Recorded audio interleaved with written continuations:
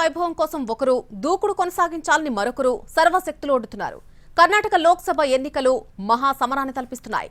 Assembly ఎన్నికల్లో కర్ణాటక రాష్ట్ర పగ్గాలు చేపట్టిన కాంగ్రెస్ ఈసారి లోక్సభ ఎన్నికల్లోనూ అత్యధిక స్థానాలను దక్కించుకునేందుకు మునుపెన్నడూ లేనంతగా శ్రమిస్తోంది. మరోవైపు కాంగ్రెస్ కు అవకాశం ఇవ్వకుండా దూకుడు ప్రదర్శించేందుకు పొత్తులు, వ్యూహాలతో ముందుకెళ్తోంది బీజేపీ.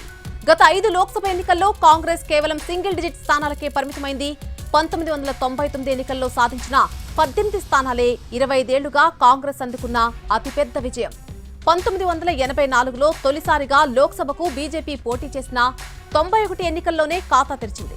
ఆ ఎన్నికల్లో 4 స్థానాల్లో గెలిచిన బీజేపీ కాంగ్రెస్ తర్వాత అత్యధిక ఓట్లను కొల్లగొట్టిన పార్టీగా అవతరించింది.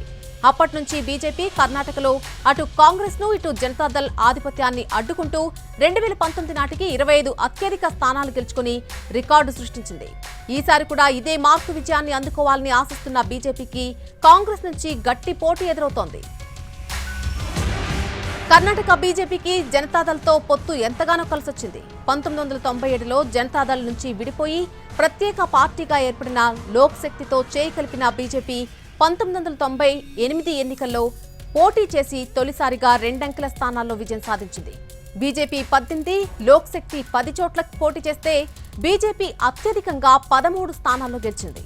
1999 ఎన్నికల్లో జేడీయూతో కలిసి 7 స్థానాల్లో, 2004లో ఇదే పార్టీతో కలిసి 18 స్థానాల్లో విజయం సాధించింది.